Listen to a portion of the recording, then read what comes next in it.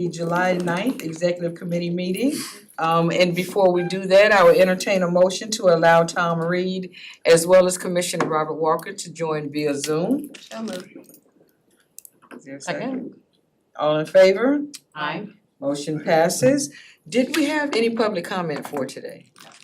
Having no public comment, we're gonna go into our one and only action item, which is the approval of the June 4th, 2025 minutes.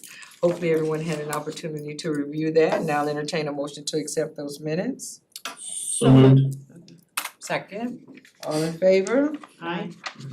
Those opposed? Thank you, motion passes. So now we're gonna move right into our informational items.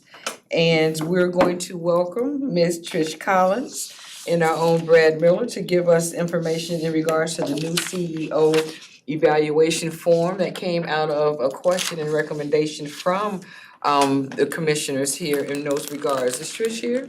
She's here, and I Oh, just, hey Trish. I just told her that I would cover it, and then Oh, you were covered, I okay. forgot that her name was on there too. Oh, but that's But okay. she's available to answer any question, I'm sure. Oh, and that is okay, so thank you so much, Brad. Great, so in August, we will hopefully issue this form to all of the 15 PSDA board members to complete, so that in time for the budget approval in September, they are received back by the board members, and then this committee, the executive committee, will make a recommendation on accepting the performance evaluation, and then any recommendation equal to or less than what is in the budget and what is the rest of the employees receive as far as compensation adjustment. As Chair Fix-Sanders said last year, when this was presented in September, a number of PSA board members requested that the form be modified to have more quantitative measures taken into effect and as part of the evaluation. Quantitative in terms of key performance indicators related to PSDA's operations and how successful PSDA has been over the year as the head of the organization. There was a general request to have that part of it, not just the subjective components. It was explained, but I don't think that the form did a very good job of articulating that it is like that. The evaluation for CEO and all of the directors and managers of PSDA is a combination of both. It is partly quantitative, related to our performance scorecard, and then it is partly qualitative. In the case of other employees, it's their managers' qualitative evaluation. The scorecard is a comprehensive quantitative measurement of various metrics that are identified and approved by this executive committee as tying to the direct priorities of the PSDA board in our strategic plan, which are currently, and we're updating this for next fiscal year, a category called healthy community and workforce, a category called resiliency, and a category called economic vitality. But there are key performance indicators that we track every month, and that this committee gets an update quarterly on about how we're doing on all those different metrics, including ridership and budget adherence and fare box recovery and all safety, employee turnover, et cetera. And so at least it's my recommendation that we kind of keep with the format that we've had. But what I'm going to do this go around is modify the form to include the scorecard. And probably not formatted like the scorecard, probably just straight up the metrics. So that hopefully the board members feel more comfortable and understand the process a little bit better. That they are to fill out a couple, do a little scoring and then provide any feedback they want to.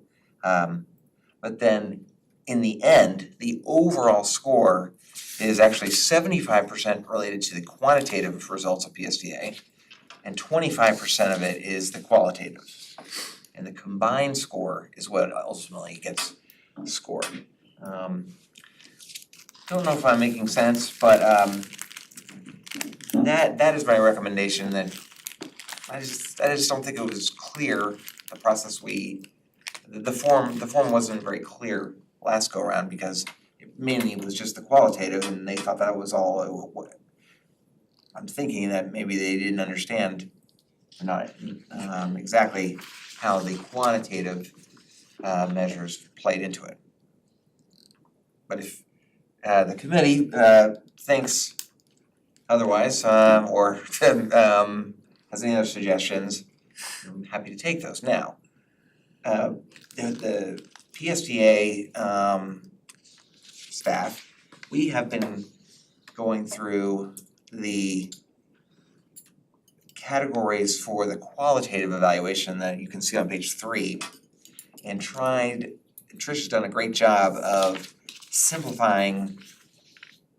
trying to simplify the categories a little bit from what you've seen in the past and try to be a little more straightforward in describing what you see here is, I think, a much better, much easier, direct way to evaluate it. And this will be the same form used for my evaluation and all of the chiefs and directors and managers of PSTA, the same way. Okay, does any committee members have any questions or comments? Looks good. Commissioner Walker, Commissioner Reed? Yes, Madam Chair. Yeah, just a comment. Sorry about that, Tom. Yeah, no, I'm looking at this and Brad, I'm tracking on everything you're saying. I think this, I don't have any questions and I don't really have any specific feedback to this, so. Okay. Thank you. Thank you. Commissioner Reed? No, I'm all set, Betty, Madam Chair. Okay, thank you. Brad, if you would though, so that everyone is on the same page, because everyone may not have heard some of the concerns of some of those PSTA commissioners, so that we would understand what the end game was, what, as far as revitalizing the scorecard. Can you share with the commissioners why we even took this endeavor to make these adjustments based on those concerns? Okay. Well, yes, as you might recall, last year, related to my, the CEO evaluation, there was a number of board members that had comments that they wanted to evaluate the CEO based on quantitative success or not success related to ridership and fare box and budget and those kinds of quantitative things, not necessarily only on leadership, communications and things like that. They wanted a more comprehensive thing. And I remember saying, but it wasn't clear on the form that was the quantitative was there. It just wasn't as obvious. There was another commissioner that maybe wasn't so clear that this was a public process and wanted it not to be a public process. You might recall that. I don't think we can do anything about that. I think we have to keep this a public process. Of course, there's been a lot of changes at the state level, and now federal level, that we all know, related to some of the priorities of the last administration are changing. And so Trish is helping work with me on a full update of our strategic plan that was that was approved by the board 5 years ago. And it's time for an update anyway, but to take out, the word and the phrasing about sustainability and things like that, and change it to resiliency and cover more of the things that are, I think what the board is directing and interested in this. So we're in the process of doing that for fiscal year 2026. And thank you for that, and also thank you for bringing up the changes that we have to accommodate as far as verbiage is concerned. I completely forgot about that. If anyone else has any other comments or questions, if not, we will go ahead and thank you for that, Brad, for that explanation.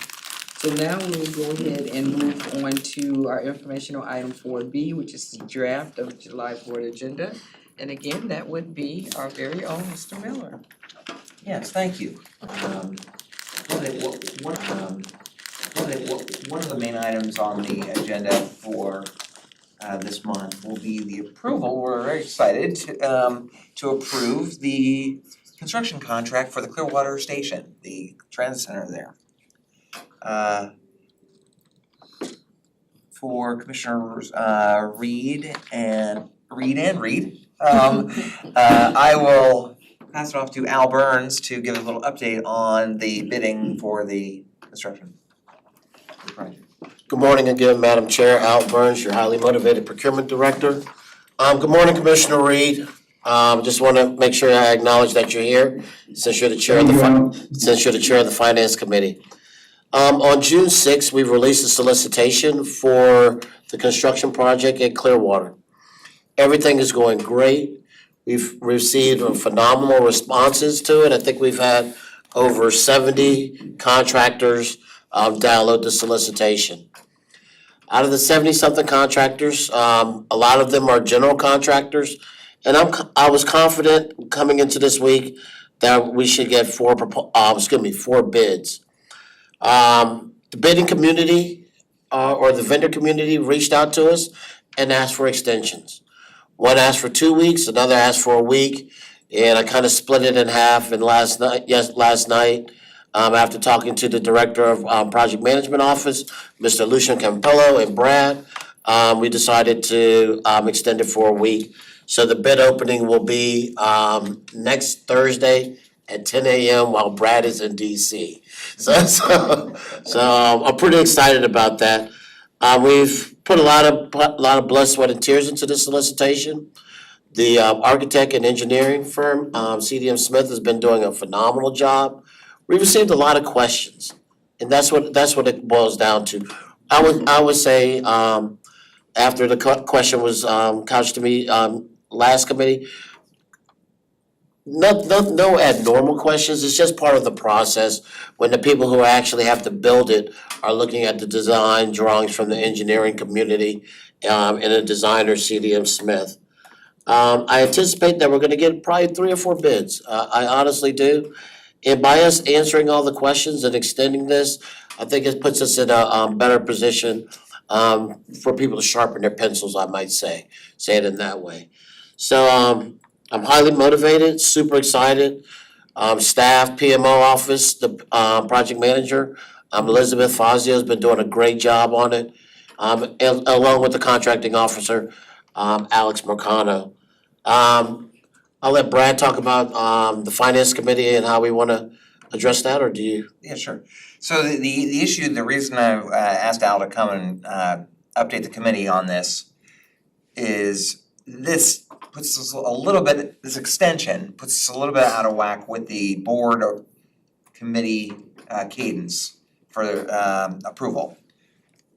The original game plan was we were gonna open bids this Friday, and then that would allow us to go to the finance committee, chaired by Commissioner Tom Reed, next Wednesday, to get a recommendation before the board meeting on the 23rd. Now that we've done this a week extension, as Al described, we'll be opening the bids the day after the finance committee. So we had 2 options. One would be just to delay the whole thing until August. And we decided we're recommending against that idea because I think a delay might actually reduce competition and might increase it probably will just nothing but increase the price. And we're looking to try to keep this having really good competition. I think that will be the best way to get the best price. So what that means is we will come, Al and I will come to the Finance Committee next week with a update to the Finance Committee on everything we know about the bidding and the project. But that'll be on next Wednesday, and then on Thursday, Al will open the bids, and then we will have in the packet by Friday the winner and the recommendation to the board, and then it'll be on the board agenda. It's not gonna be, it was never gonna be on consent, like this is showing, it was gonna be an action item because it's a major We might project. have that checked about pulling it from consent, right? I had it checked, it's like, okay. Anyway, just it's a little bit different than what we normally do. It's not improper or there's nothing. It's certainly nothing against the Finance Committee. It was really just recommendation based on trying to get the best competition for the project. It sounds good. Any committee members have any questions or comments in regards? No? Okay, cause I did have it checked to pull it from consent, so Oh, yeah. it's going to be changed on There's gonna the. be a couple things that are pulled from consent. Until people tell me to move it. Yeah. Yeah, cause I failed to ask if any commissioners here wanted to pull anything from consent moving forward for the board meeting, but that was definitely one I would that I was gonna pull from consent. of course, uniforms, the Eckerd College agreement is the easement agreements that have actually already been approved by the Finance Committee. I think they already went to the Finance Committee, but we'll check on that. Those are the easement agreements to build our Spark station on Eckerd College ground, and my understanding is Eckerd College has approved it, now we just have to approve it. Can we just add the word easement agreement on here, on the title? Yeah. I think that'll get. The employee benefits one is a pretty big one, it's our health insurance, so that one I think we should probably have as an action item. Janitorial supplies, alternators, Those can be consent. very excited about having janitorial services and alternators, those are important things, but yeah, great. So what I'm hearing is the Clearwater Station definitely on consent, the employee, take approval from consent. The employee benefits as an action item as well. And we're gonna determine whether or not we wanna do the Eckerd College easement agreement, leave that on consent? To be determined, I'll confirm. You okay with that, Darren? Okay, so we'll leave that on consent, okay. And we got the Clearwater Station, and then the trim notice, for the fiscal year 2026 budget. That'll be an action item. The, thank you to, Debbie and her team and all of the PSA staff. We have been able to find some additional savings, so we're gonna recommend a slight reduction in our millage rate down to 0.7300. Cause what And- is it now? It's 0.7342, down from 0.75, and 0.7300 will be lower than it has been since 2011. Was when it was at 0.7305 during the Great Recession, the last recession. So we're able to do that for now. Debbie and I have started our rounds of trying to meet with each of you in your hometown. I think we're gonna meet with Commissioner Reed next week, okay? I think Yeah. Monday. Okay, and we'll answer any questions about the budget or anything, but we're excited about that. That'll be on the agenda as well. And then the tax exemption, that's the live local thing. We can only approve that if we have 10 board members. At the June meeting, we only had 9. We only had 9, so we couldn't vote on it. Yeah. So hopefully So we'll be we'll able try to vote again. this month. Okay. Yeah. You good? I'm good, yeah. Thank you so much for that. Anyone else have anything that they want to comment on, any action item that we're going to present? So as you see, the rest of the agenda is pretty much status quo with the information items, reports, and correspondence, and we can wait till board meeting to get those. Are you gonna have any future meeting subjects to present at the board meeting? We have a number of future ferries and maybe if we have some news from Washington DC after the legislative Okay. committee meeting today and then the trip next week. We can talk about that, and then I know we're planning on having our contractors, Jelly Trolley and Transdev, and the ferry contract, Clearwater Ferry, come and present to the finance and planning committees. We're trying to organize that for the month of August. So it looks like it's gonna be a pretty good meeting, so again, if you have nothing else to contribute and our committee members have nothing that they would like to contribute, I will call the executive committee meeting adjourned. Thank you, everybody, and the next meeting is August 27th at 9 a.m. Thank you. Thank you.